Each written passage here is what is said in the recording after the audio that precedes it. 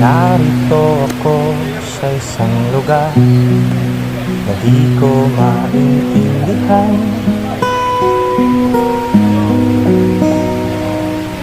Nakikipagsapalaran sa buhay na ang hantungan ay kawalan. De numero ang galaw ng tao, bawat gawin ay may presyo. O narito ako sa isang lugar na di ko maintindihan.